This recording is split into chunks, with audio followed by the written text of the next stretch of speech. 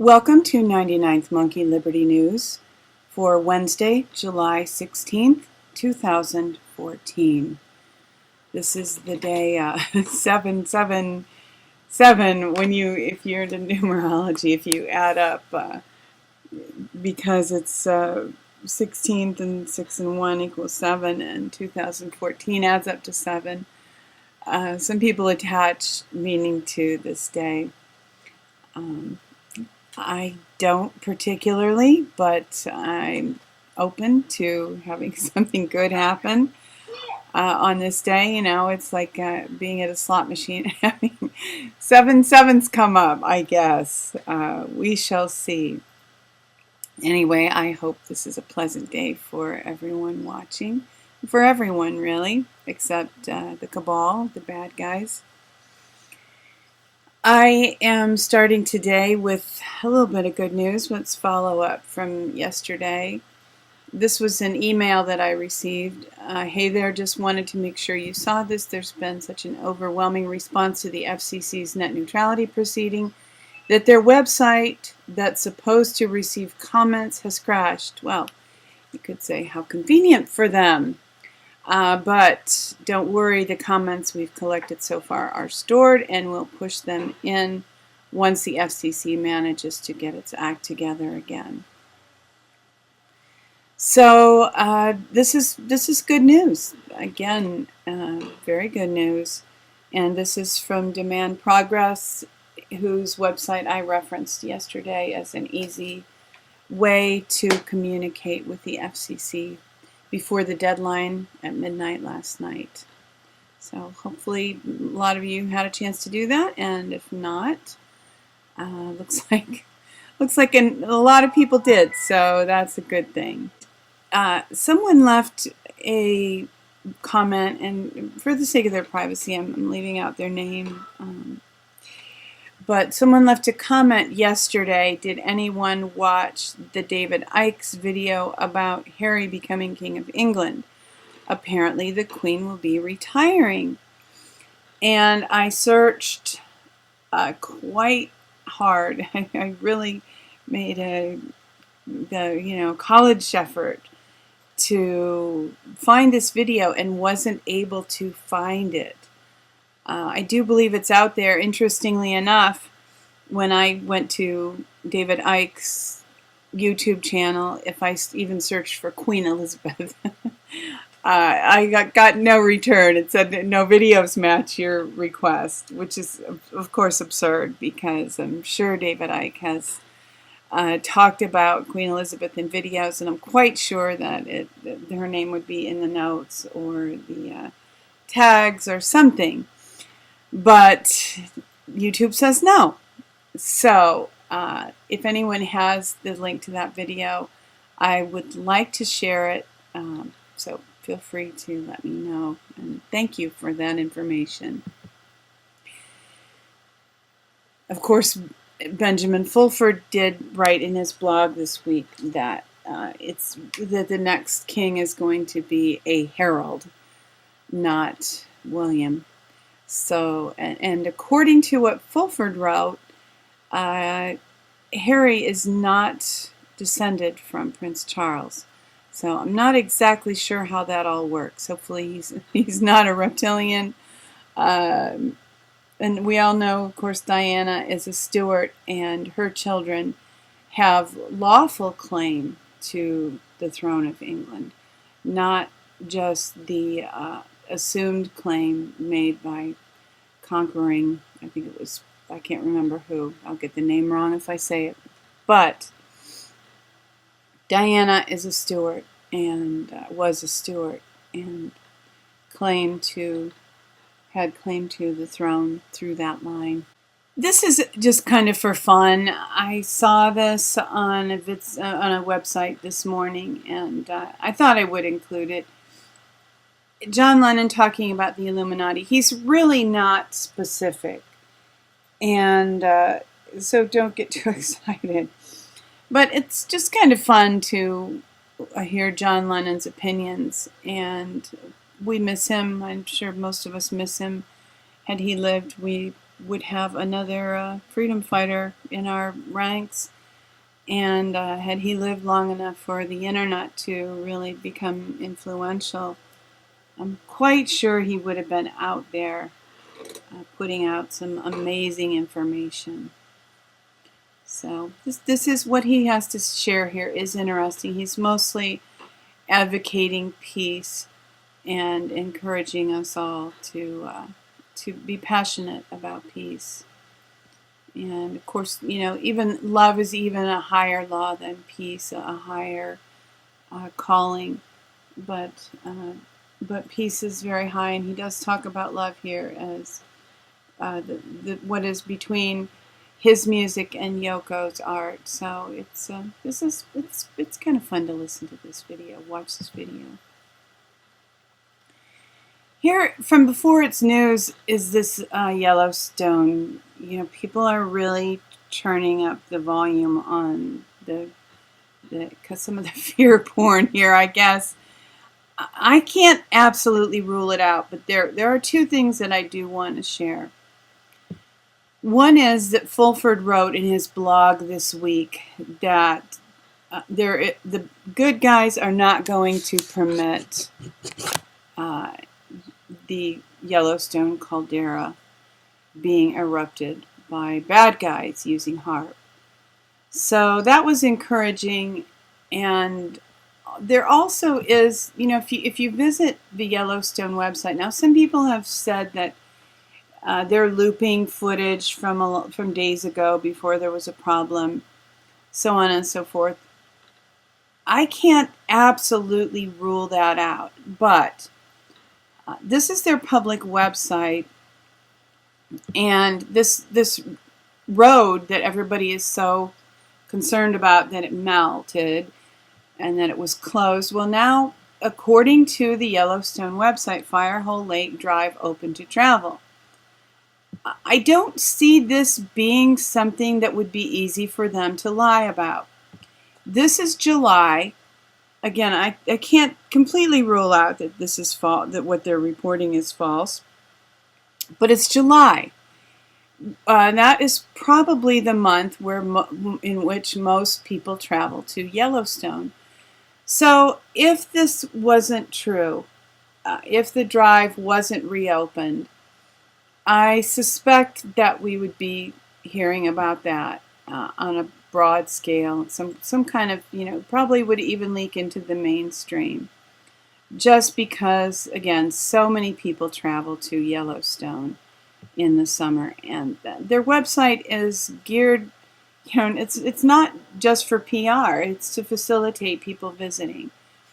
And they have a lot of information here for daily visitors. I mean, plan your visit, and there's some specific information here even about what's currently going on in the park. So I am taking my finger off the panic button about Yellowstone officially, and we don't really need something else to be afraid of, do we? Because we have enough real problems. And this is from WorldNet Daily. This is an article about protests that are scheduled across the country pertaining to the flood of immigrants coming in. And a lot of Americans are becoming aware of this, becoming upset. I suspect they're trying to buy some of those people who might be becoming upset off. This is from Ben Swan's website, and I had a lot of issues with Firefox this morning, so this is just an image and I can't scroll. But you can see the actual image of the ad in this article. Exclusive ad promises $6,000 a month tax-free to house immigrant children. And there, in an Orange County newspaper, there really is an ad, and if you visit the website, you can see this. There is an ad that is asking for people to house some of the children that are being brought in. And I think it's $854 a month for children under 16 and a little over $1,000 a month for children over 16. So if you have a 5-bedroom house and you can take in 6 of these children, yes, there's potential for you to have $6,000 a month tax-free to house these kids. So I think, you know, it might be likely that they're trying to involve more community people, trying to get more people on their side, so to speak, so that people won't be upset about this. They're effectively they're buying people off if people accept this kind of income. And someone estimated that 300,000 of these kids are already here. You multiply $6,000 by 300,000. Multiply $1,000 by 300,000. That is a pretty big monthly tab to be supporting these kids. And again, when you consider that veterans who've served in the military aren't able to receive care, but this money is being spent in this manner, it's just such a slap in the face to Americans. From Jon Rappoport, a really interesting, worth reading blog, A Normal Citizen Receives a Shock to the System. And this is a fictional account of a man and his psychiatrist, both of whom are on the verge of breaking out of the matrix, breaking into a new level of consciousness. And I was entertained by this, and by the end of it, I actually had tears in my eyes. So I do recommend reading it. It helps us remember what is happening and where we're going. And I have this video just to remind myself to mention, and this is a part of the Jon Rappoport blog as well. There's a line in this song that says, "You're losing all your highs and lows, ain't it funny how the feeling goes away?" And I was in a conversation with somebody yesterday about just that idea. It seems that life doesn't have the same kind of excitement. It's really hard to have fun these days. Even in a kind of ideal circumstance, it's difficult to have fun. And just to really experience enjoyment. And I realize I'm getting older, and that might be a part of getting older. But the person that I was in the conversation with is a younger person. So we were kind of laughing a little bit, speculating about being beamed, or having depression beamed at us, whatever. In one of the articles from a while ago about, I think the man's name was Daniel, who wrote about having been a time traveler when he was younger.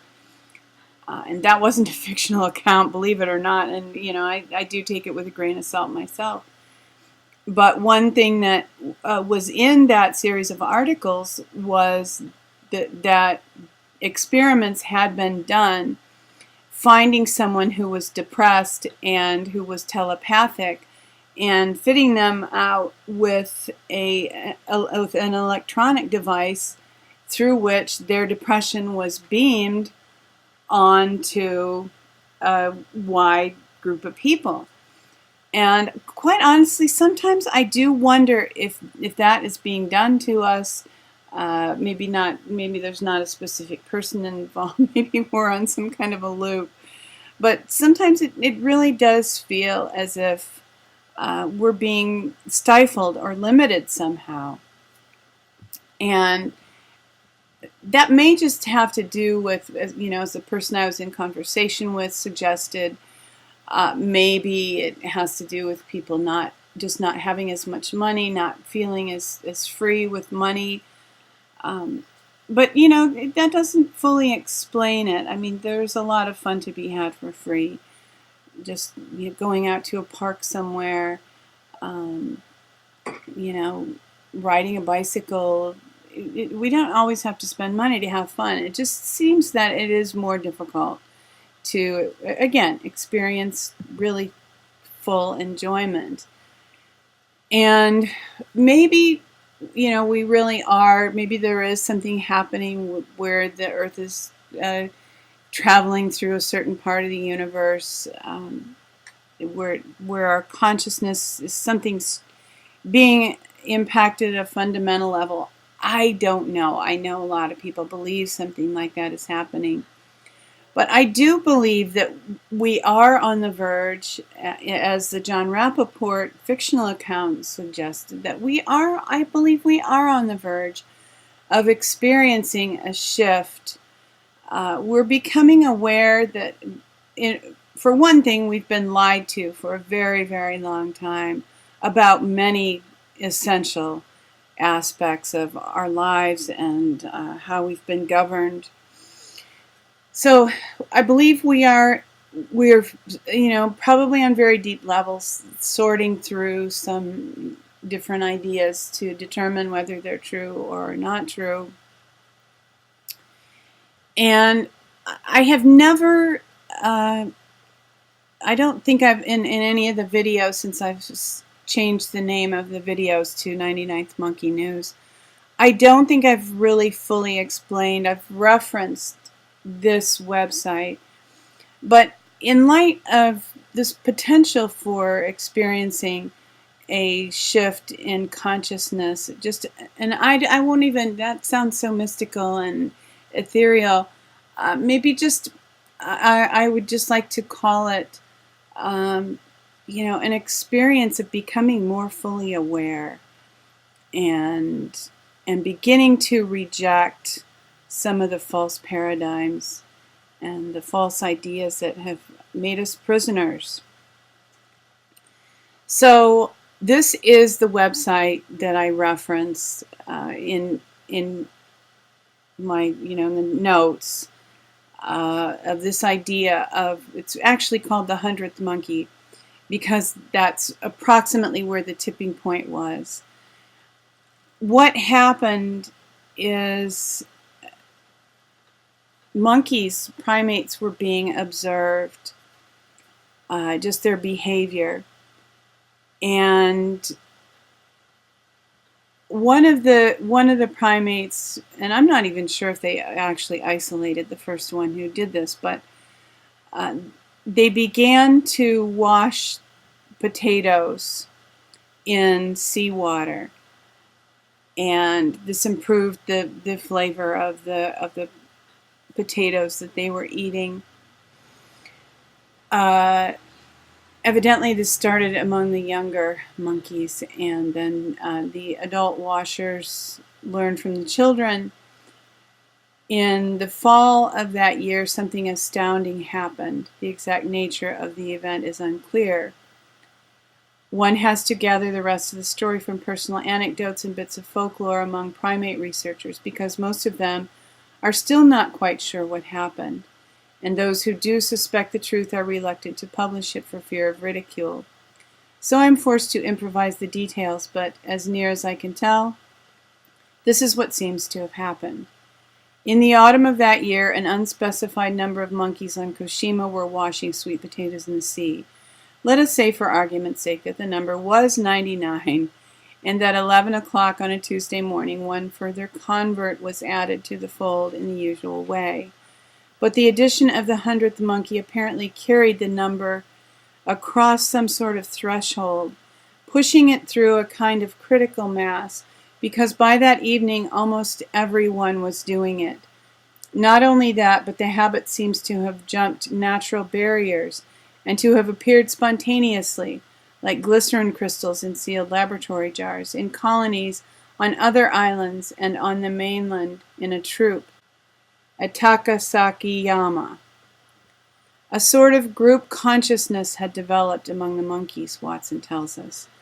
It had developed suddenly as a result of one last monkey's learning potato washing by conventional means. The sudden learning of the rest of the Koshima troop was not attributable to the normal one monkey at a time methods of previous years. The new phenomenon of group consciousness was responsible not only for the sudden learning on Koshima, but for the equally sudden acquisition of the habit by monkeys across the sea. Watson admits that he was forced to improvise some of the details, the time of day, the day of the week, and the exact number of monkeys required for the critical mass were not specified in the scientific literature. But by evening, or at least in a very short period of time, almost everyone, or at least a large number of the remaining monkeys in the colony, had suddenly acquired the custom. This is remarkable in part because of the slow and gradual mode of acquisition that had typified the first 5 years after Imo's innovation. Even more remarkable was the sudden jumping of natural boundaries, apparently caused by the Koshima miracle. This is widely known. This is out there in scientific literature.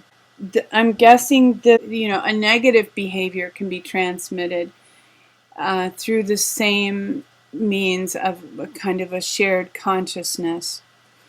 So, of course, the hope is that, and even what Jon Rappoport was writing about, is that positive change comes, and that we, through telling people, sharing the truth that we find with other people, and changing our habits of, just being willing to be walked on by the government, being willing slaves. As we change that attitude, it happens for a while, it happens one by one, and we share with individuals.